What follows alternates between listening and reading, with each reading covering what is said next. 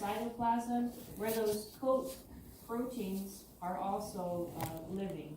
So the fact that this protein is sticking out is something to recognize for those coat proteins. The coat proteins come in and bind. And so that determines that these transmembrane proteins are going to become part of this vesicle that's going to be transported. Now for the soluble cargo proteins, you can imagine if I take a little piece of my ER with some soluble proteins in there, I would just happen to take whatever is there, right? Whatever protein is floating around. But some of these cargo proteins actually have a recognition sequence that binds to a membrane cargo receptor protein. So this protein sits in the membrane of the ER, recognizes some soluble proteins, binds them, and then that way they also become part of this transport vesicle.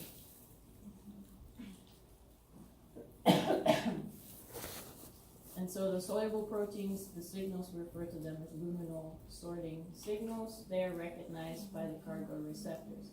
Now you see there's more to it, right? We have those green proteins here, the coat proteins, but there's also GTP binding proteins. GTP is an energy-rich molecule like ATP, and we'll see that part of this transport process requires energy. And if we stop the use of GTP, we'll see that transport in the cell will grind to a halt. There's much more to this vesicles, but let's for now stick with this.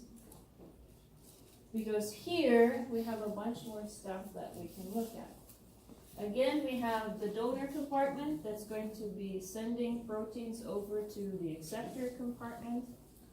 We have the cargo receptors. We have transmembrane proteins that are just going to be part of the vesicle. We have some soluble proteins that will be caught in there just because they happen to be there. But we also have soluble proteins that have that signal sequence recognized by the transport receptor coming in.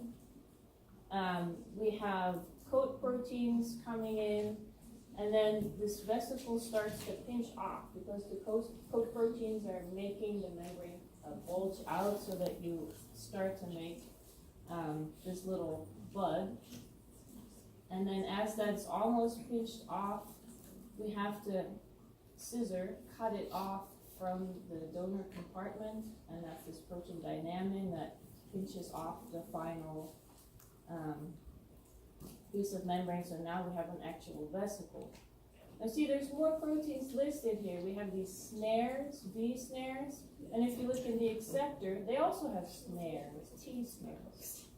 So these are vesicle snares, and that snare, let me find the exact, soluble NSF attachment protein receptor is what it stands for. But these are important for the docking process of where the vesicle is going to go. So we have that in there. Let's see, we have RAB, which is a GTPase, so that's going to be helpful in the use of the GTP, as we'll see. The vesicle buds off, and it moves towards where it needs to go along the cytoskeleton. You may think of the cell as being a very watery bag of stuff, but actually it's very dense. There's a lot of things going on. We'll talk about microtubules later, but the cytoskeleton made of proteins, there's all these highways. And you see here kinesin, that's a protein also embedded in this membrane of the vesicle, and it is walking along. See its two little feet there? It's walking along the cytoskeleton, dragging this giant vesicle full of things onto the next compartment. So we have our vesicle. The coat proteins, they're no longer necessary because the vesicle is now stable, so there's uncoating taking place. The coat proteins go back to the donor compartment where they can start making the next little vesicle. Kinesins are taking our little vesicle over to where it needs to be, and then as it reaches the target compartment, we see that it tethers itself. Proteins are going to be connecting from the vesicle to the target protein, so that there has to be there as well. See how much stuff is necessary to just put a little vesicle from one area to another area. The tether proteins allow for tethering, and then docking is the process that involves these snare proteins. They're going to interact and really bring the vesicle close to the target acceptor compartment. And then the membrane of the vesicle and the compartment will fuse. This opens up the vesicle, and now we can have our proteins be released into the acceptor compartment. So this is what would normally happen. If this was the cell membrane and this was a little vesicle of insulin, that's going to not fuse immediately because insulin secretion is regulated, right? So there, the snare proteins are keeping it there unfused until we get a signal coming into the cell, in this case the influx of calcium. That is now going to allow the fusion of the membrane. These two membranes, and insulin can be released to the outside of the cell. This is great. We have the stuff that we were trying to get from here to here, but we also brought some things, those transporter receptors that need to go back. So they are sent back, and it isn't shown, but this vesicle again is initially coated with coat proteins and then sent back to the dome compartment. Lots of stuff happening. The uncoating process takes energy. So energy in the form of GTP. GTP is hydrolyzed, broken up. This bond here broken, the gamma phosphate group is taken off. That gives the energy to start the uncoating process, and now the coat proteins can go back to where they are needed. But if you add this non-hydrolyzable form of GTP, it will still bind and everything seems to be going okay, but the hydrolysis is not possible. And so therefore, we can't use the energy to uncoat. And you'll see a large accumulation in the cell of all these coated vesicles. So that's how we can induce that. But if your cell would have a mutation and there's no longer GTPase activity, so the cell itself is unable to do this lysis, the same thing would happen, right? And transport would grind to a halt.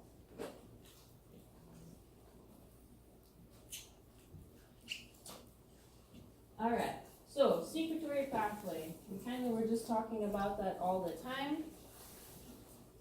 Vesicle-mediated protein trafficking between the ER and the cis-Golgi. So this is the first step. And we haven't really talked about what cis-Golgi would be, but the Golgi is made up of several layers. And the one closest to the ER we refer to as cis-Golgi. So the first transport step. Here's our ER. We have a bunch of soluble proteins and transmembrane proteins that we'd like to send on to the Golgi. So again, those COP2 vesicles are going to be coding, the COP2 proteins are going to be coding these vesicles going from the ER to the Golgi. They're taking in their cargo, they're going over there, they uncoat, they fuse, and then they release their contents into the Golgi. And then as we send stuff over, we don't want to continuously lose components of the ER. So several of them are sent back in those COP1 coded vesicles where they return. So this happens with things like those cargo proteins. Also sometimes on accident stuff gets transported to the Golgi and it shouldn't be there. And so we have signals there that will allow the ER to take back those proteins. And if we don't do that, transport will grind to a halt as well. So the signal that we use is called this K-del signal sequence. If you are a protein and you're soluble, so you could be on accident taken up in those vesicles and removed to the Golgi, you will carry this lysine, aspartic acid, glutamic acid, leucine sequence, and in the single letter amino acids that becomes K-del. that sequence allows you to return if you're on accident shipped out to the Golgi. So what happens is, here you are, soluble, you're packaged in a vesicle. That vesicle has a KDEL receptor, but you're unable to bind to it because the conditions in the ER are not favorable to binding. And this is because in the ER, there's not as many protons available, so that means that the pH is somewhat higher. And you can imagine these two acidic amino acids will change dramatically in the presence or absence of H+, right? So they can become neutral or negatively charged, and you can totally see how that will change the interaction with the receptor. So at the pH that we see in the ER, no interaction takes place. This protein is taken up, sent over to the Golgi. In the Golgi, it's much more acidic. There's many more H pluses there. pH is lower. And so now, in this lower pH, the KDEL protein, the KDEL peptide, and the receptor are really loving each other, right? Getting up to Valentine's Day. This is protein love right here. The protein binds, and then this KDEL receptor is transported back into the COP1 coated vesicles to the ER. There it fuses with the ER, and because that's a bigger compartment, the contents here will acquire the same pH as the ER, and now the interaction is no longer favorable, so it's dropped out.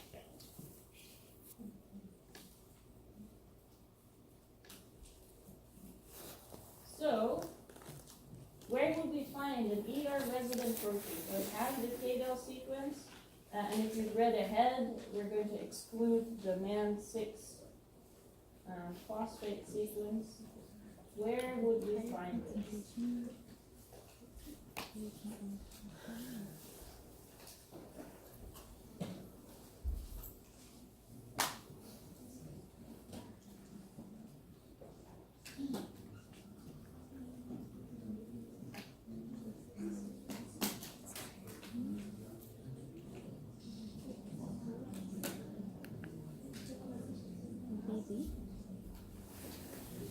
I'm not sure what question's asking.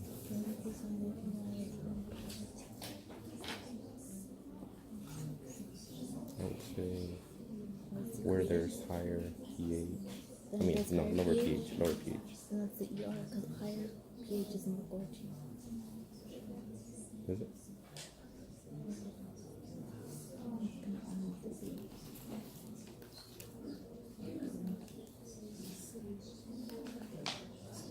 Alright, so we're clearly split between A and B. Let's go back to the slide. Let's say. Yesterday, were you recording? I did that yesterday. My camera's full. I thought you did it on Monday. No, yesterday. It was yesterday again? So normally the pH here is more acidic, right? And now we set the pH up here. Oh, it's lower pH there. It's more alkaline. So if it is more alkaline, will the KDEL bind the KDEL receptor? That's alkaline. No, yes. It likes to interact when there's a lot of acids, when the pH is low. It doesn't like to interact when the pH is high. So now we said the pH up here is actually even higher for some random reason. So this means that this protein is not transported back to the ER, right? Because it doesn't bind to its receptor, like it didn't bind here. But what happens to proteins that are in the Golgi and that are not told to stay in the Golgi? Where are they gonna go? What's the standard pathway for proteins? Secretion. So they're going to be secreted. The most unpopular option. Yeah.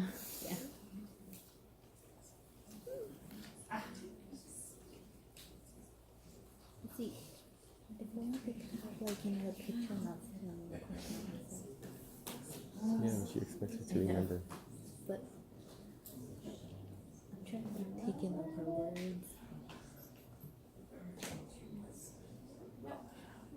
Okay. Answer C, secreted, is the right answer. There we are. Where would you find? So the standard pathway is from ER to the Golgi and on to be secreted, unless there is an ER retention signal or something that says you should stay in the Golgi, that's where you end up. So by changing the pH of the Golgi, we've made inactive the ER retention signal, so it's going to go to the Golgi, nothing tells it to stay, so we'll move on and it will be secreted. Professor, Yes, could you explain the question on what is fasting? I can explain the question. Yeah, like reword it. So I have a protein, and normally it would be retained in the ER, so it can escape to the Golgi, but it has a K-del sequence, so it's moved back. This process works really well because of the differences in pH. At the pH of the Golgi, which is higher, there's no interaction between the K-del receptor and the K-del sequence, so it doesn't bind there. Now, I'm sending it on accident onto the Golgi, but this Golgi, I've mutated it so that the pH is even higher. What happens to this protein? Right, and so it doesn't stay in the Golgi because there's nothing telling it to stay. It's not returned to the ER because that requires a low pH in the Golgi, the interaction with the K-del and the K-del receptor. So then it defaults to being secreted. Thank you.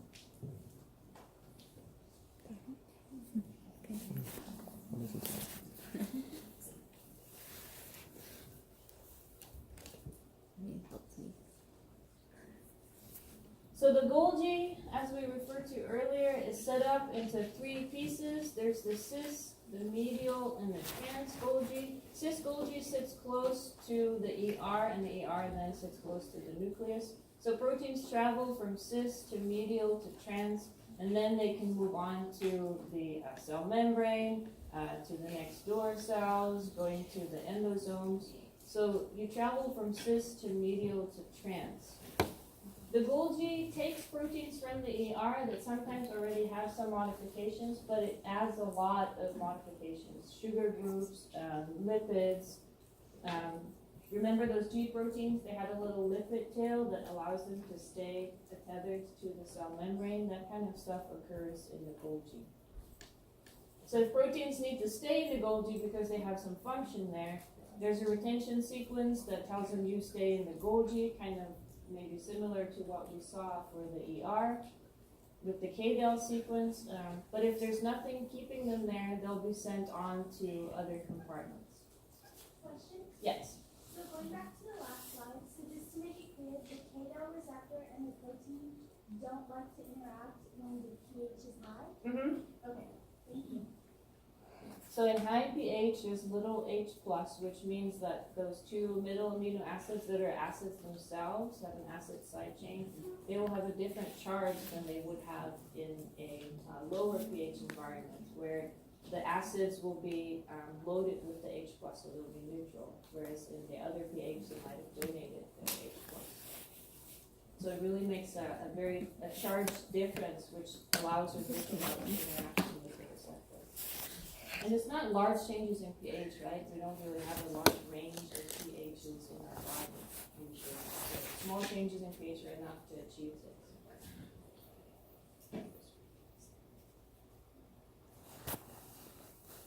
This is what it would look like if you take an electron microscope, slice through a cell, bunches of little vesicles bubbling off left and right.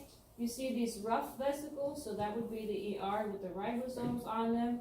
Vesicles traveling from the ER to the Golgi, and then these longer, flattened out cisternae or vesicles.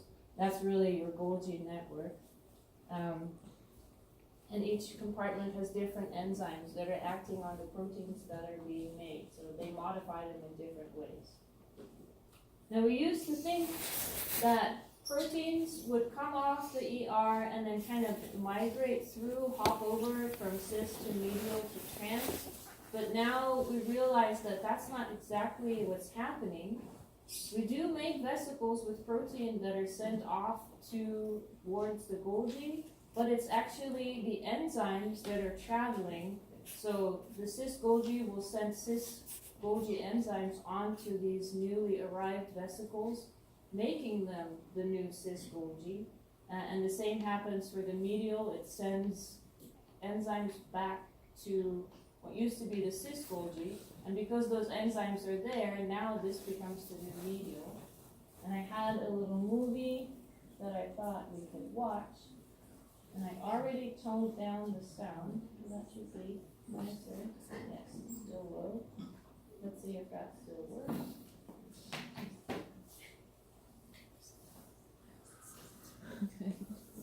Oh, that's very small.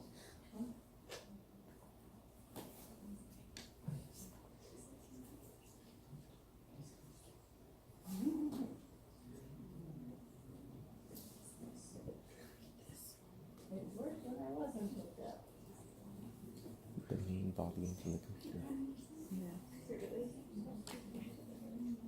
Sorry. So this is the original model where we thought that a little vesicle would butt off with a protein. It interacts with enzymes, these little dots here in the cis Golgi, becomes modified by those enzymes, and then it travels on to the other side, makes a new vesicle, butts off to the medial Golgi, interacts with those enzymes, gets modified again, and now it pops over to the trans Golgi. So this is the wrong model, right? We're watching the wrong model first.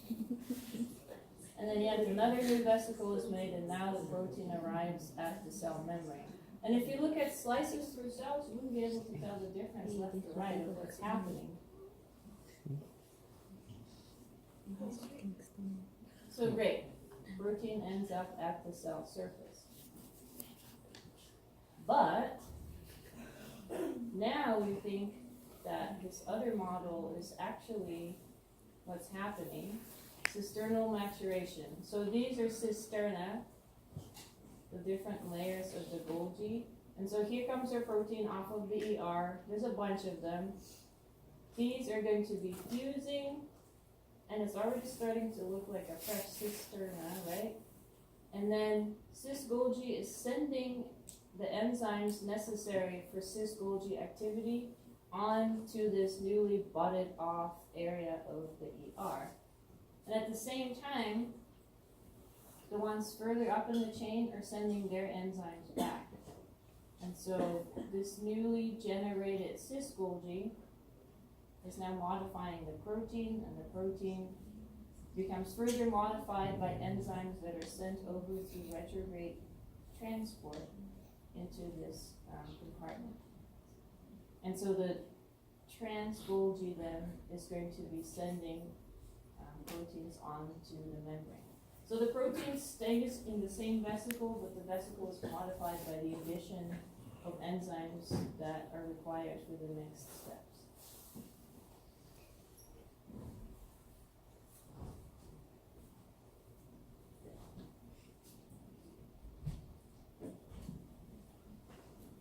And it's just going to repeat this until our particular protein has arrived at the cell surface.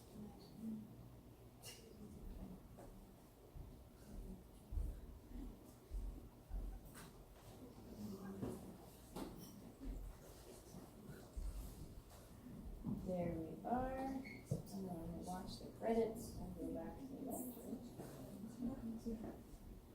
I'm sure it's faster than.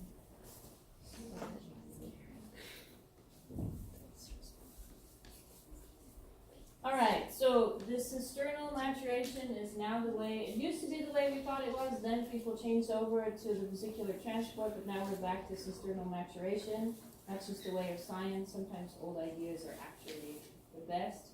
And then this is another way of showing this, how cisternal maturation could work. So we have some yeast cells, and we're doing time-lapse microscopy. So we're taking photos of different times of the day. And we're following these little vesicles, pieces of Golgi. Green proteins are found in the early Golgi. Red proteins are found in the late Golgi, right? So this would be cis and maybe trans. And then up at the top, we're looking at one cell, a bunch of different vesicles, both early and late. And the bottom trace, we've just applied a filter, so now we're only looking at this one particular vesicle over time. And you see that it is early here. It's starting to look a little bit yellow, which means that it has both green and red proteins in it. And then it loses the green proteins and becomes red only. So the same vesicle changes from early to late. It's not the protein that's migrating from early to late, but the vesicle changes itself.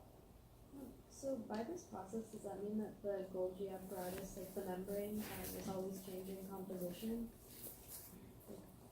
Yeah, so it starts off as ER membrane, and then it acquires some characteristics that make it cis, and then it loses, as it moves on, it loses those cis qualities to the new ER membrane budding off. And so this is really why it is important that you have those retrieval pathways, because otherwise you would just make the cell really, really big and have no ER or Golgi left. All right. So we don't always know what the signals are that make proteins go in a certain place, but here's an example where we do know, and this is for lysosomal targeting. And so that's that mannose-6-phosphate signal that was mentioned in the question earlier. So this is a modification that occurs after the protein is made. The modification takes place partially in the endoplasmic reticulum. The protein is made, and then we have a bunch of mannose, which is carbohydrate, groups added. So the primary sequence of the protein already tells the machinery that you need to add mannose groups here, but the signal itself isn't part of the genetic code, right? The fact that it needs to be added here is encoded, but it's not part of the primary protein sequence. Then this partially decorated, as we call it, protein goes from the ER to the Golgi, and there on top of those mannose carbohydrates, we add a sugar phosphate.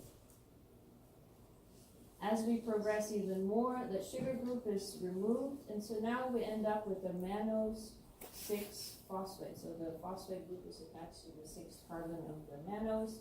And this is recognized by the mannose-6-phosphate receptor, and that is one of those proteins that will now drive the translocation of the protein to where it needs to go. And it's sending it on to the early endosome. So this vesicle came from the cell membrane, is carrying things from the cell surface, and this transport vesicle taking those lysozymes are fusing with the early endosome. The pH here is very neutral because it's coming in from the cell surface, and so those lysozymes, they like to be active at lower pH. They're not active yet. But as the endosome is maturing and acidifying to become a lysosome, the pH is changing and the phosphate groups are removed, so now those lysozymes are free to roam around inside this little vesicle, and if it's acidic enough, they can actually start chopping off the contents of this vesicle. So this is a very elegant system where we use decorations with carbohydrate groups and phosphates to target a protein to a very particular compartment of the cell. So it becomes part of the early endosome and really only becomes functional to do the lysosomal activity because the lysosome then becomes more acidic. Are there questions here?